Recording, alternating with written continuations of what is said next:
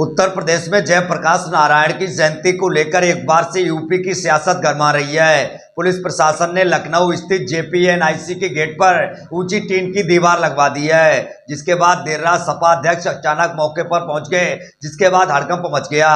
अखिलेश यादव ने आरोप लगाया कि यहां टीन क्यों लगाई गई, सरकार क्या छुपाना चाहती है। जेपीएनआईसी में आज 11 अक्टूबर को जयप्रकाश नारायण के जन्मदिन पर सपा अध्यक्ष का कार्यक्रम होना है।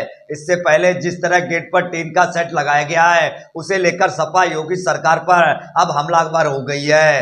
अखिलेश ने पूछा कि सरकार किसी महापुरुष का सम्मान क्यों नहीं करने दे रही है। ये टीन शेड लगा करके सरकार कुछ तो छिपाना चाहती होगी। टीन शेड आखिरकार क्यों? किसी महापुरुष का सम्मान क्यों नहीं करने दे रहे? अगर किसी की जयंती पर, और वो भी समाजवादी महान नेता जयप्रकाश नारायण जी की जयंती पर, और ये कोई पहली बार नहीं हो रहा है।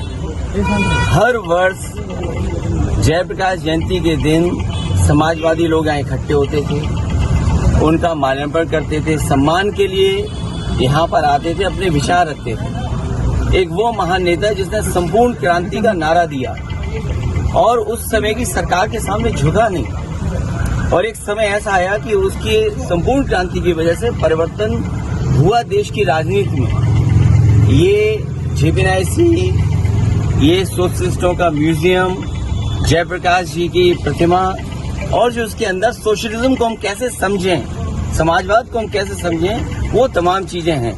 ये टीन शेड लगा करके सरकार आखिरकार क्या छिपाना चाहती है? कहीं ऐसा तो नहीं कि बेचने की तैयारी हो, किसी को देना चाहते हो? काम को रोकना, काम को बिगाड़ना, और फिर काम का बर्बाद कर देना, और फिर ये लिख देना पेंटर बेचारा बैठा हुआ है, उसे केवल पैसा दिया होगा इस बात को लिखने के लिए कि निर्माणाधीन है। ये निर्माणाधीन नहीं है, ये बेचने की तैयारी है, इसको बेचा जाएगा। और मैं समझता हूँ अगर सरकार नहीं चला पा रही है तो बेच दे तो अच्छा है, कम से कम ये चलने लगेगा। तो और टीन शेड लगा करके कोई रोक नहीं सकता विचारधारा को, कोई रोक नहीं सकता विचारधारा को। कल का कार्यक्रम कल तय करेंगे। और कब तक लगा के रखें टीन शेड? 1 दिन, 2 दिन, 3 दिन, 4 दिन, 5 दिन, 1 साल, 2 साल, और 2 साल के बाद? अखिलेश जी, कल ट्रैफिक डायवर्जन भी कर दिया इस पूरे रूट पे, और सारी रास्ते बंद किए गए। अभी तो रास्ता कोई डाइवर्ट नहीं था, हम तो आराम से आ गए, आप भी तो खड़े हुए आराम से। सर, पिछली बार दलील दी गई थी कि अंदर